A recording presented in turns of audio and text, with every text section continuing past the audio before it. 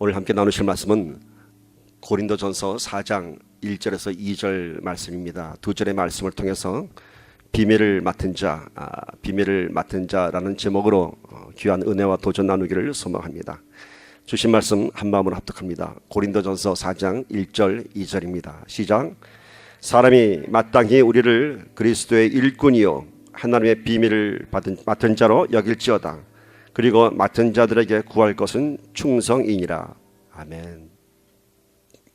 이 말씀 안에 세 가지의 큰 주제가 있죠. 그리스도의 일꾼, 비밀을 맡은 자들이 구할 것은 오직 충성. 오늘 이 세 주제를 함께 나눠보도록 하겠습니다. 자, 오늘 처음 바울은 이렇게 얘기합니다. 사람들이 우리를, 바울을 비롯한 예수 믿는 지자들입니다, 우리를 마땅히 뭐라고 부르냐면 그리스도의 일꾼이요 라고 부른다고 합니다. 사람들이 나를 부를 때 저 사람들은 그리스도의 일꾼이요, 그리고 그 그리스도의 일꾼이 어떤 사람들이라고요? 하나님의 비밀을 맡은 자, 하나님의 비밀을 맡은 자로 여길지어다.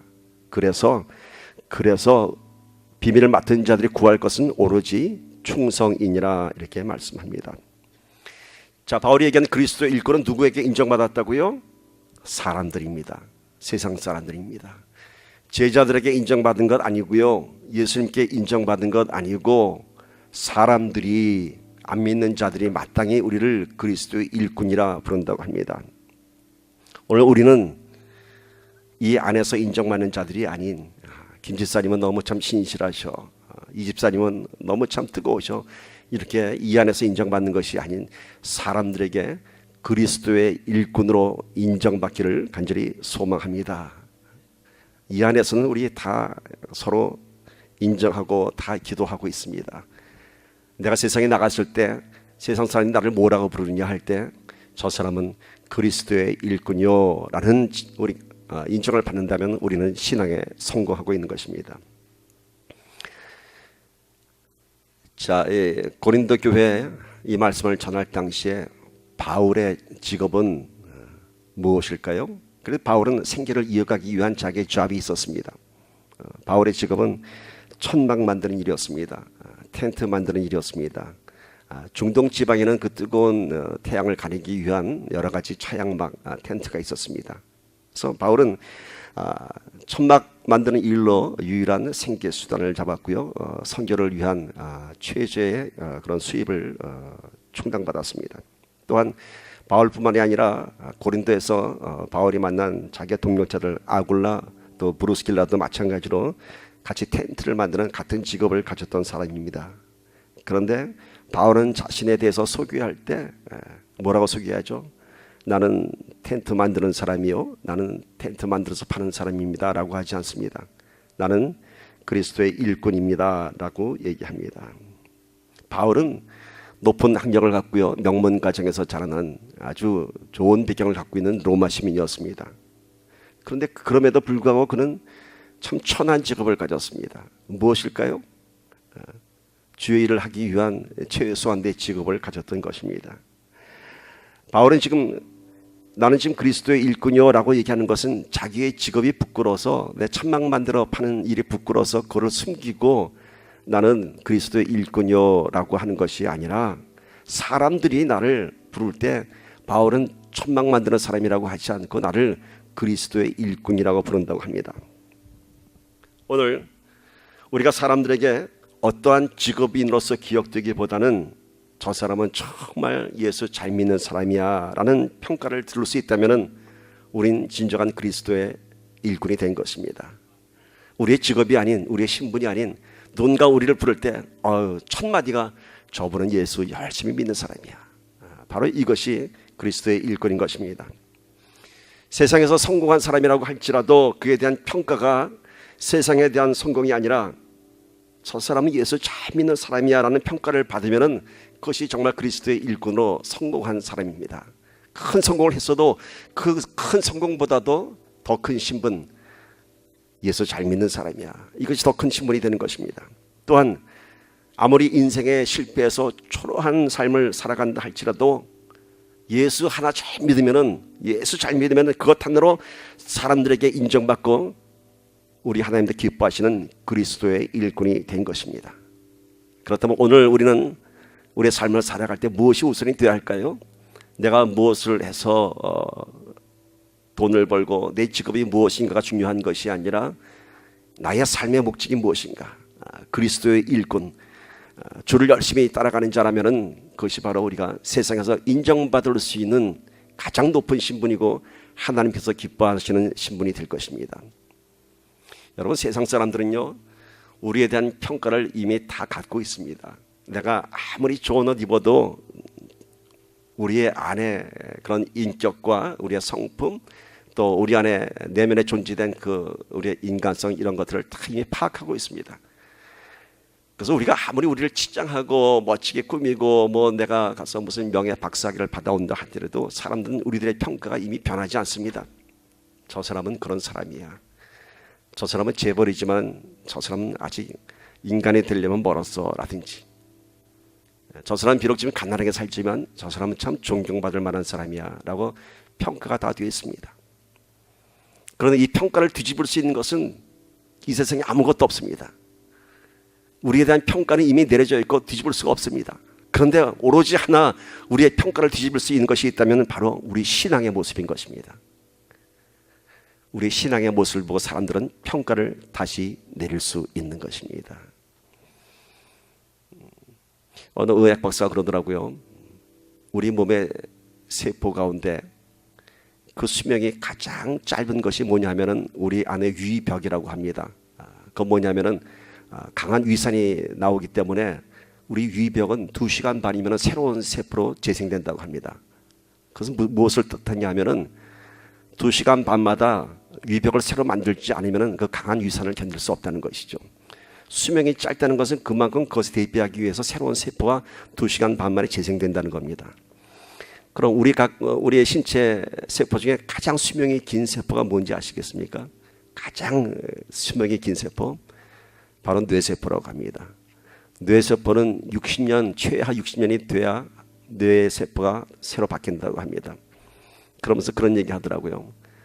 60년 만에 바뀌는 뇌세포를 뒤집으려고 하니 그게 되겠습니까? 사람 하나 변화시키는 거 60년 지나야지 될까 말까 하다는 것입니다.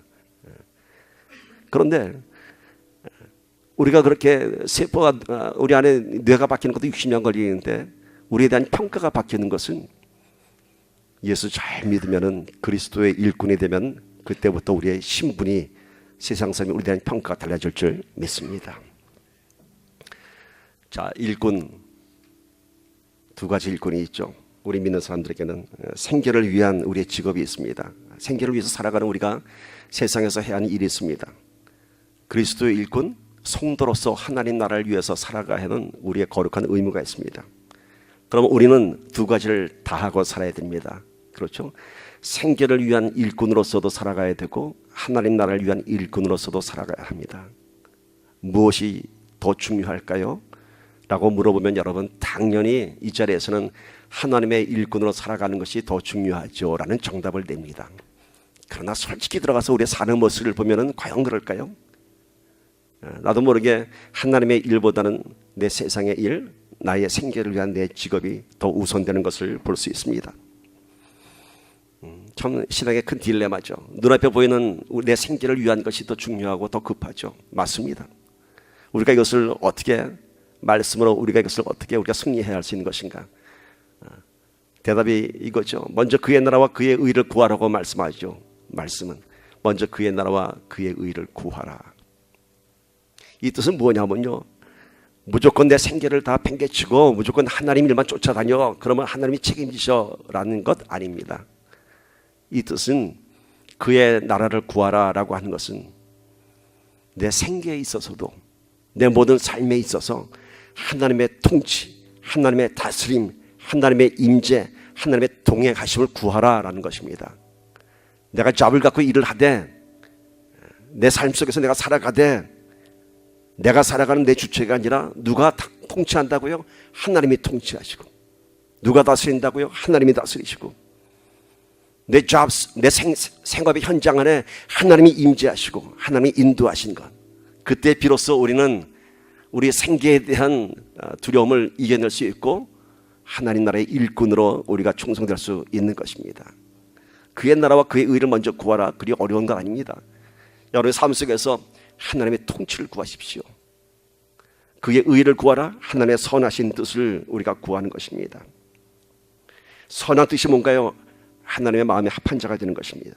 그때 우리의 생계는 더 이상 무거운 짐이 되지 않을 것입니다. 돈 많으면은 생계를 걱정하지 않고 살 수 있다면 얼마나 좋을까요?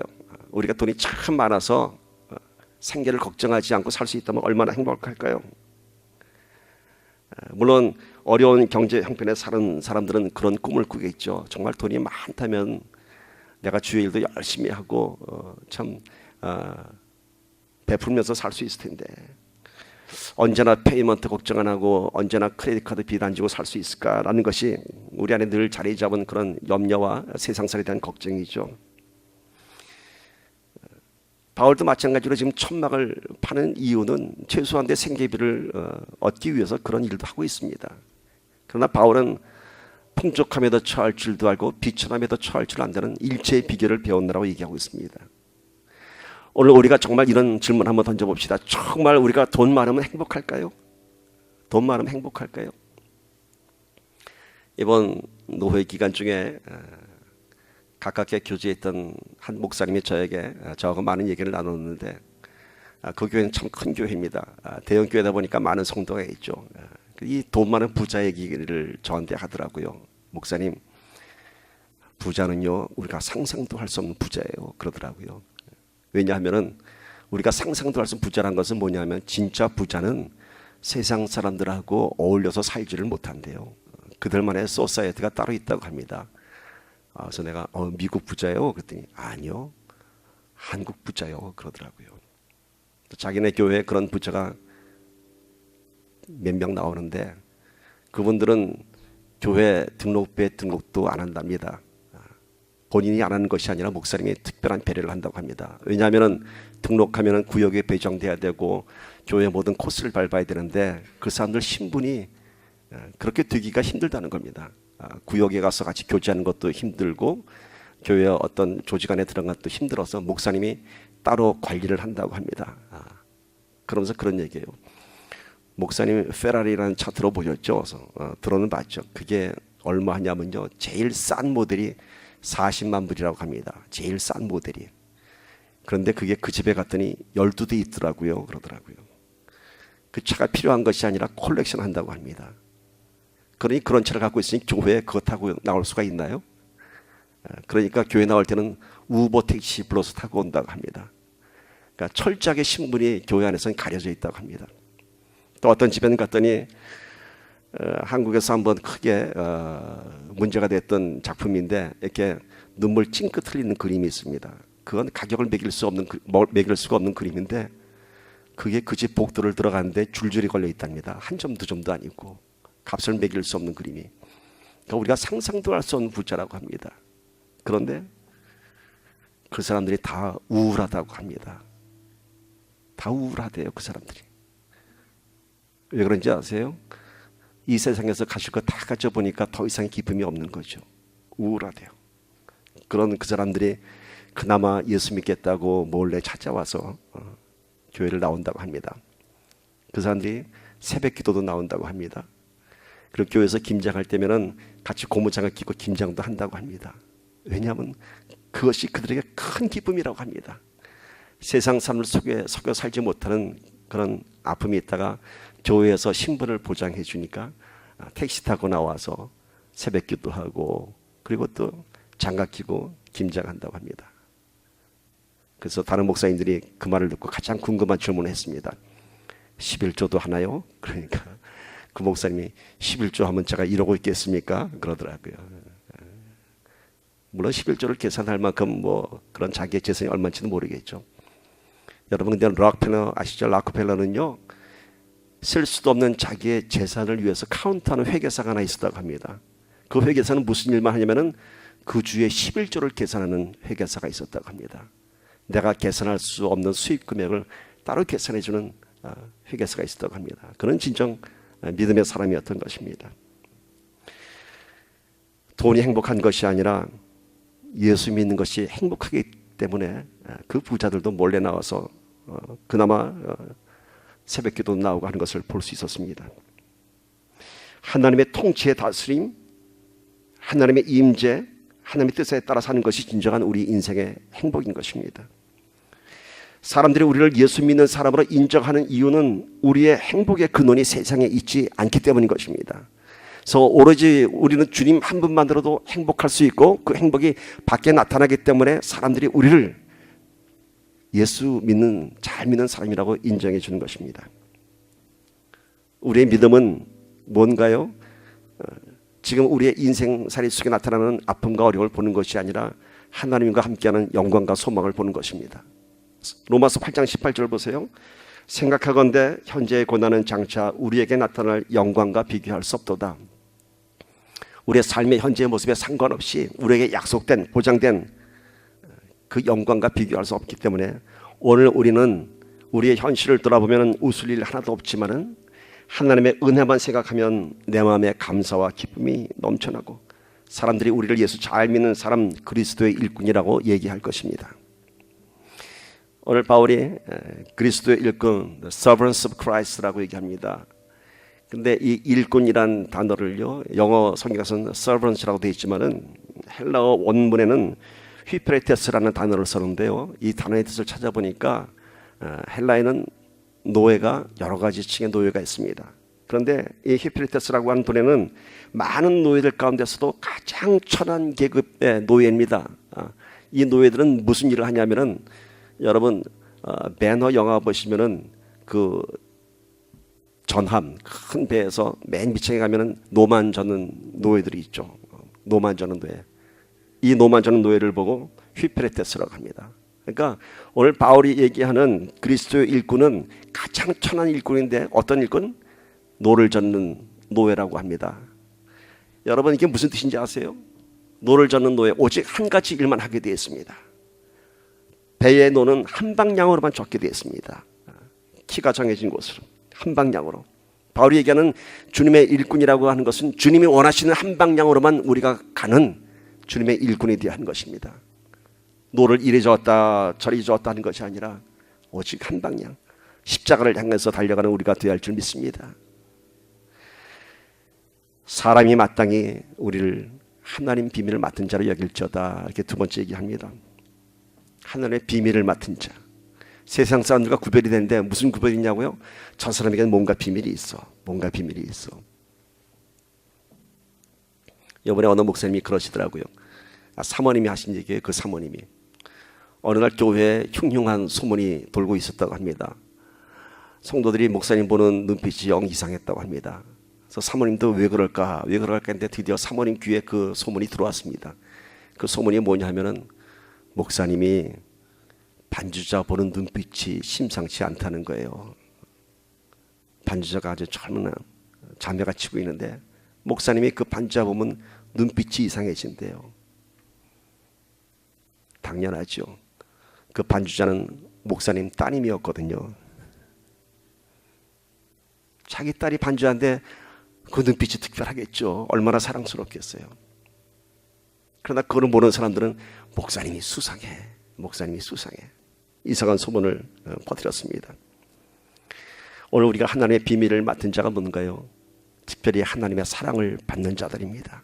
하나님의 특별한 눈길을 받는 저와 여러분들입니다. 그렇다면 뭔가 우리 안에서 세상 사람들과는 다른 것이 나타나야 합니다. 뭘가 나타날까요? 하나님이 특별히 나를 지금 사랑하고 계시다라는 것을 우리가 알고 있다면 우리 안에 고난을 기쁨으로 바꾸며 원망을 감사로 바꾸며 실망을 소망으로 바꾸며 미움을 사랑으로 바꾸는 그런 비밀이 우리 안에 있어야 할 줄 믿습니다. 이것이 바로 십자가의 비밀입니다. 십자가를 경험하면 모든 것이 다 변하게 됩니다. 오늘 반주자를 보면서 사랑스러운 눈빛을 보였던 그 목사님처럼 우리 하나님께서 저와 여러분 한 분 한 분을 향해서 지금 특별한 눈빛을 보여주고 있고 여러분과 함께 하시기를 원하시는 것입니다. 그것을 여러분이 보고 느끼실 수 있다면 여러분은 비밀을 소유한 자입니다. 무슨 비밀? 하나님이 지금 나를 보고 계셔. 하나님이 나를 지금 눈동자처럼 쳐다보고 계셔. 그 비밀 하나 때문에 우리는 언제나 그리스도의 향기가 나타날 줄 믿습니다. 그리스도의 비밀을 맡은 자들, 저는 지금 오늘 애굽의 캅틱 교회에 한참 정말로 하나님의 비밀을 맡은 자들의 현장을 보여드리기를 원합니다. 이번 우리 노예 기간 중에 선교에 대한 많은 얘기가 오면서 지금 이집트에서 일어나고 있는 그 놀라운 선교의 바람, 놀라운 교회의 부흥에 대해서 큰 화두가 되었습니다. 들어보셨는지 모르겠는데 애굽 이집트에는 목가탐 동굴교회가 있습니다. 아마 잘 알려지지 않았을 거예요. 애굽의 기독교의 유래는 이렇습니다. 우리가 잘 아는 마가복음을 썼던 마가가 애굽 이집트에 가서 교회를 세웠습니다. 그리고 마가는 알렉산드리아에서 그 애굽에서 순교했습니다. 마가의 순교를 통해서 애굽에는 기독교가 시작되었습니다. 현재 이집트에는 기독교 성도가 얼마나 되는지 아세요? 1000만 명의 성도가 있다고 합니다. 놀랍지 않습니까?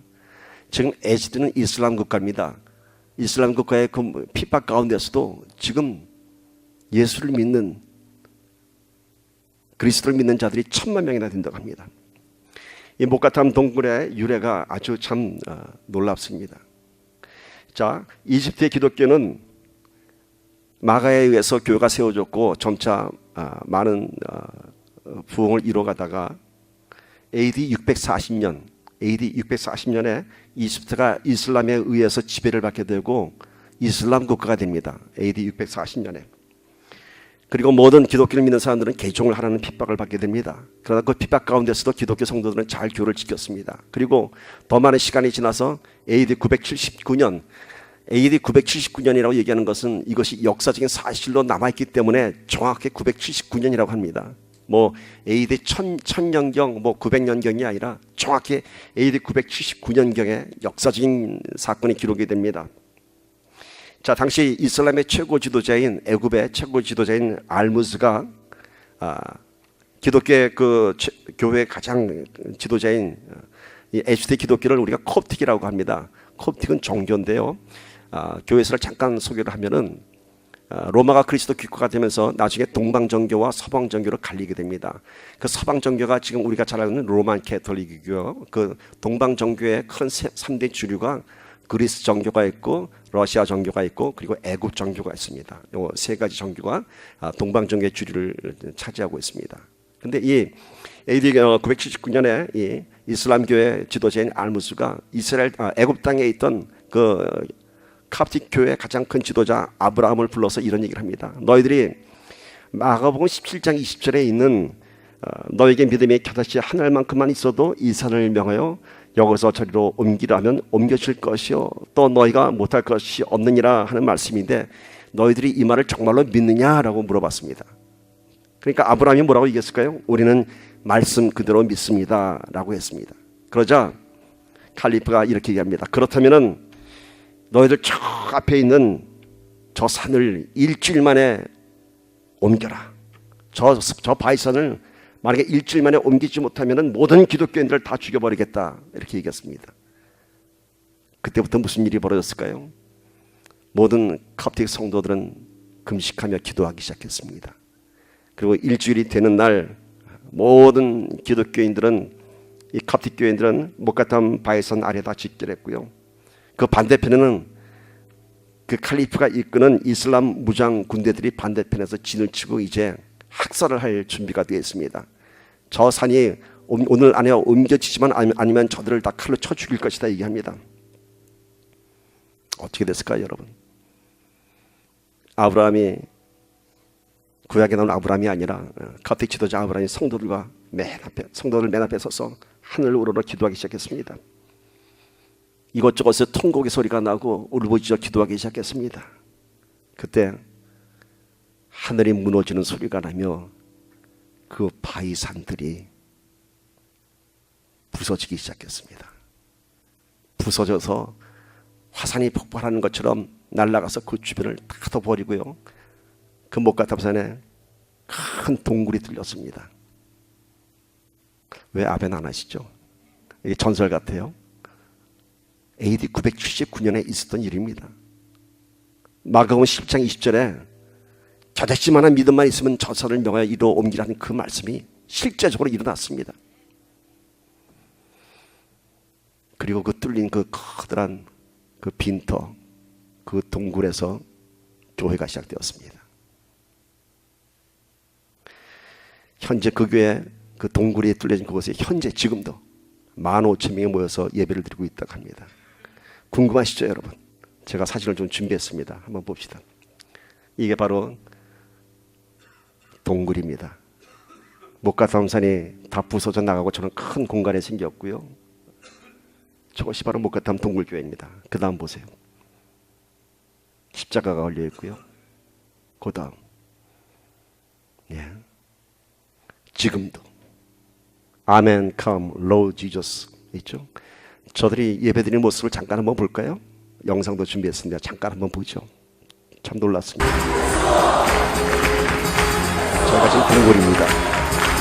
바로 얼마 전에 저들이 찾았습니다. 매주 목요일 날 모였습니다.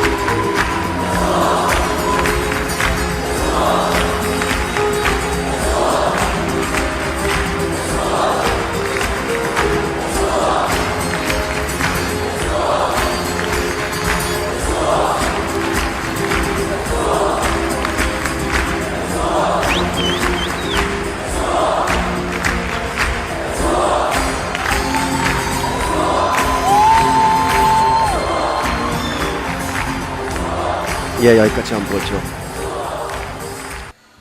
저 영상만 봐도 가슴이 뜨겁지 않습니까? 저 동굴 속에서 울리는 저 찬양 소리. 그만. 근데 저들이 지금 어떤 상황에서 저는 예배 드린지 아세요? 저들은 지금도 많은 핍박 가운데 저렇게 예배 드리고 있습니다. 지금도 죽음의 위협을 무릅쓰고 저렇게 예배 드리고 있습니다. 목가탐이라는 지역은요, 지금 어떤 지역이 되냐면은 그 산이 부서져 나간 그 빈자리에 한국으로 치면은 난지도 쓰레기 처리장처럼 그런 곳이 되었습니다.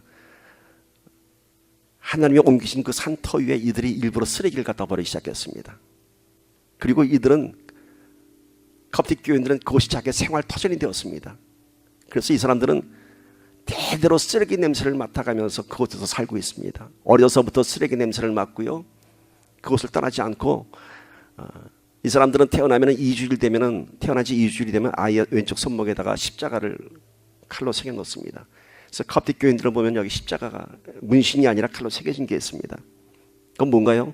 난 죽을 때까지 예수 그리스도를 믿겠다는 그런 결단인 것이죠.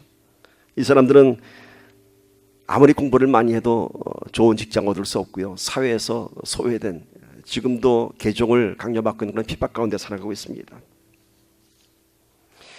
비록 쓰레기를 수거하면서 분리수거를 하면서 생계를 유지하면서 살아갔지만은 이들은 이렇게 찬양하며 여전히 하나님의 백성으로 살아가고 있습니다.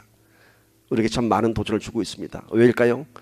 이들은 하나님의 비밀을 맡은 자들이기 때문인 것입니다. 우리 교단 선교사님하고 아주 긴밀하게 지금 컵틱 교회하고 동일교회하고 지금 선교 전략이 지금 잘 진행되고 있습니다.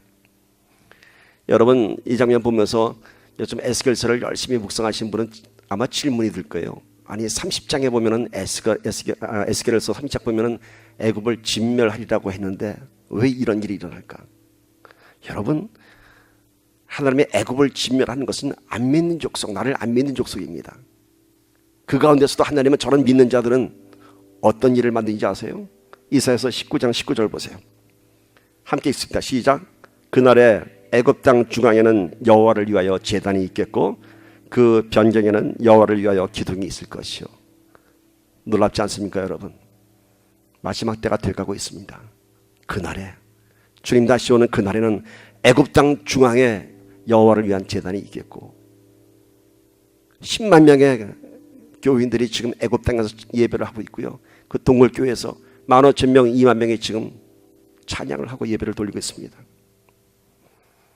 하나님의 비밀을 맡은 자, 그 믿음은 산을 움직이며 어떠한 핍박과 고난에도 하나님은 나와 함께 하신다는 믿음으로 하나님을 증거하는 자들인 것입니다. 오늘 말씀은 세 번째, 그리고 맡은 자들에게 구할 것은 충성이니라 이렇게 얘기합니다. 이게 하나님의 비밀을 맡은 자들은 충성이니라. 구할 것은 오로지 충성입니다. 충성이 무엇인가요, 여러분? 변하지 않는 신뢰입니다. 충성은 변하지 않는 신뢰. 우리가 충성하면은 많은 장면들이 떠오르죠. 군대 가면 충성하고 그러죠. 그런가 하면은 벌써 꽤 됐네요. 한국에서는 충성스러웠던 진돗개가 또 큰 일화가 됐었죠.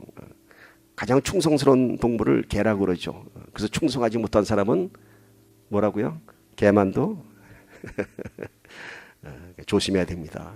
근데 이 충성은요, 여러분 잘 알으셔야 돼요. 내가 교회에 충성한다? 사람에게 충성하는 거 아닙니다, 여러분. 목사에게 충성하라는 거 아니에요. 여러분 지도자에게 충성하라는 거 아니에요. 하나님께 충성하는 것입니다. 하나님께 충성하지 못하면은 뭐라고요? 개만도? 우린 정말 하나님의 신실한 충성하는 종이 될 줄 믿습니다. 그 진돗개 백구 이야기 좀 할까요? 제가 서 얼핏 그 진돗개 생각이 나서 한번 찾아봤어요. 그 진돗개 백구에 대한 이야기를. 아주 상세히 나왔더라고요. 1993년 10월, 이거는 역사적 사실이기 때문에 아주 달까지 제가 얘기합니다. 1993년 10월 늦은 가을밤 진도군 의신면 돈지 마을에 박복단 할머니, 84세 된 박복단 할머니가 늦은 가을밤 잠이 들었는데 느닷없이 방문을 긁는 소리에 잠을 깼습니다. 방문을 막 긁는 소리가 나서 문을 열어봤더니 백구가 돌아왔어요. 자기가 5년간 키우던 진돗개를 팔았습니다. 그래서 대전으로 보내는데 그 대전에서부터 어떻게 왔는지 그 진도까지 이 백구가 찾아왔어요. 봤더니 몸은 피골이 상접하게 가죽밖에 안 남아 있고요. 발톱은 다 빠져 있었고 온몸에 다 상처가 났었고 그 갯벌을 건너왔는지 어떻게 했는지 온몸이 다 뻘투성이었습니다. 그 백구가 들어왔어요. 이것이 화제가 돼갔고요. 당시에 컴퓨터 회사에서 이 백구를 소재로 광고를 만들었죠. 그때 만들었던 유명한 카피가 뭐냐면 한 번 주인은 평생 주인, 이런 광고 카피가 나왔습니다. 이 백구 때문에 이 할머니는 광고료 1,000만 원을 받았고요. 그 1,000만 원이 어디다 쓰였냐면은 당시 고질병을 앓고 있던 자기 며느리 치료비로 1,000만 원을 썼다고 합니다. 팔려 나간 개도 주인을 찾아 들어왔습니다. 개는요, 매를 맞아도 주인에게 충성합니다. 우리가 고난 가운데 있어도 개만도 못한 사람이 되지 않고 오직 충성하기를 축복합니다. 이 충성에는요, 두 가지 질문을 합니다. 정말로 작은 일에도 충성했는가? 작은 일에도 충성했는가? 마태복음 25장 21절을 보면은 착하고 충성된 종아, 내가 적은 일에 충성하였음에 내가 많은 것을 내게 맡기리니 내 주인의 즐거움에 참여할 자다 라고 말씀합니다. 작은 일에 네가 충성했기 때문에 내가 이제 더 많은 것을 내게 맡긴다고 말씀하십니다. 그리고 내 주인의 즐거움에 네가 함께할 것이니라. 작은 일, 우리는 참 작은 일에 대해서 무시할 수도 있고 쉽게 생각할 수도 있습니다. 그러나 작은 일에 충성할 때 우리 하나님께서 큰 일을 맡기신다고 합니다. 비록 작은 일이지만은, 작은 사역이지만은, 내 작은 가정이지만, 작은 교회이지만 그곳에 하나님의 눈길이 있습니다. 모든 것은 작은 것에서부터 시작합니다. 한꺼번에 큰 것 시작되지 않습니다. 작은 일에 충성할 때 더 큰 일을 감당할 수 있는 것입니다. 두 번째는 얼마나 오랫동안 충성했는가라는 질문입니다. 그리스도의 일꾼, 여러분, 일꾼은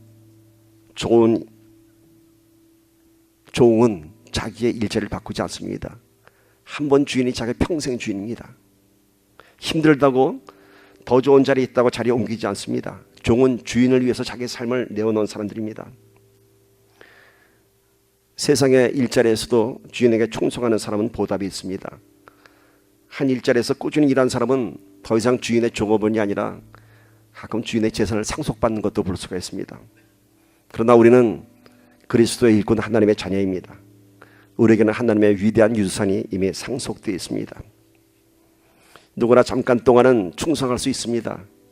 은혜 충만하고 감사가 넘칠 때에는 누구나 충성합니다. 그러나 어려움이 시작되고 갈등이 시작되면 충성의 자리를 지키는 것이 쉽지 않습니다. 충성된 종은 오히려 어려울 때 그 자리를 지키는 것입니다. 어려운 때 그 자리를 지키는 것이 신실한 종입니다. 사회 이력서에도 보면요, 이곳저곳 직장 옮겨 다닌 사람은 별로 크레딧이 좋지 않습니다. 그러나 한 직장에서 오랫동안 일한 사람들은 그의 성실성을 인정받습니다. 그렇다면 오늘 우리는 우리 교회를 어떻게 섬겨야 할까요? 교회는 하나님께 충성하는 것입니다. 하나님께 충성하는 것입니다. 저는 우리 교회가 마치 고지를 사수하는 마지막 전투 병력 같습니다. 이제 죽겠다고 두렵다고 떠나는 군인 하나도 없습니다. 백마고지에서 수많은 군인들이 피 흘려 죽었습니다. 그리고 나라를 지켰습니다. 목숨이 다하도록 마지막 고지를 지켜낸 군사에게는 가장 큰 무공 훈장이 수여됩니다. 여러분은 오히려 큰 기회를 잡고 있습니다. 훗날 주님 앞에 서는 날 하늘나라에서 가장 위대한 무공 훈장이 수여될 것을 선포합니다. 충성에 대한 약속의 말씀이 우리에게 전해집니다. 여호수아 14장 9절 봅시다. 그날에 모세가 맹세하여 이르되 내가 내 하나님 여호와께 충성하였은즉 내 발로 밟는 땅은 영원히 너와 내 자손의 기업이 되리라 하였나이다. 아멘. 여호와 하나님께 충성하였으니 네 발로 밟는 땅은 영원히 너와 내 자손의 기업이 되리라. 그렇게 됐습니다. 이 말씀대로. 요한계시록 2장 10절 보십시오. 함께 있습니다. 시작. 내가 죽도록 충성하라. 그리하면 내가 생명의 관을 내게 주리라. 충성은 영원한 생명과 상급을 보장합니다. 하나님의 약속입니다. 말씀 마무리하겠습니다. 눈을 감으시고 오늘 말씀을 다시 한번 정리해 봅시다. 오늘 말씀은 그리스도의 일꾼에 대해서 전하고 있고요, 하나님의 비밀을 맡은 자에 대해서 전하고 있고 충성에 대해서 전하고 있습니다. 그리스도의 일꾼은, 바울은 자기를 노를 젓는 노예와 같은 신분으로 얘기합니다.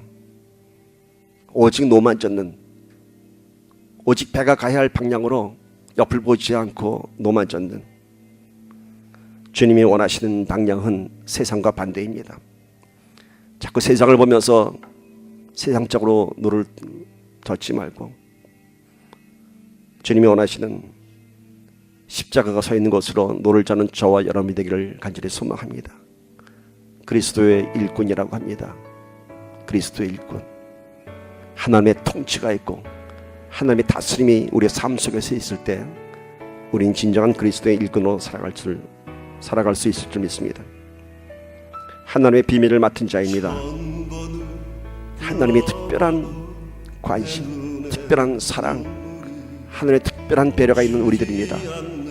그래서 우리는 고난을 기쁨으로 바꾸며 원망을 감사로 바꾸며 실망을 소망으로 바꾸며 미움을 사랑으로 바꾸는 비밀을 갖고 있습니다. 그 비밀을 전하는 우리가 되기를 소망합니다. 그리스도의 일꾼으로서 하나님의 비밀을 맡은 자로서 구할 것은 오직 충성이니라. 얼마나 작은 일에 충성했는가, 얼마나 오랫동안 충성했는가. 충성은 어려울 때 그 빛이 더 밝게 빛납니다. 하나님이 기뻐하시는 충성된 종이 되기를 소망합니다. 우리 주님께서 약속하십니다. 내가 죽도록 충성하라. 그리하면 내가 생명의 관을 내게 주리라. 우리 함께 기도합시다. 십자가의 그 사랑, 나를 살리려 하늘 보좌 버리신, 나를 사랑하신 그분이 예수여. 천 번을 불러봐도 내 눈에 눈물이 멈추지 않는 것은 십자가의 그 사랑, 나를 살리려 지신 그 십자가, 모든 물과 피 나의 더러운 죄 씻으셨네. 나를 향한 그 사랑,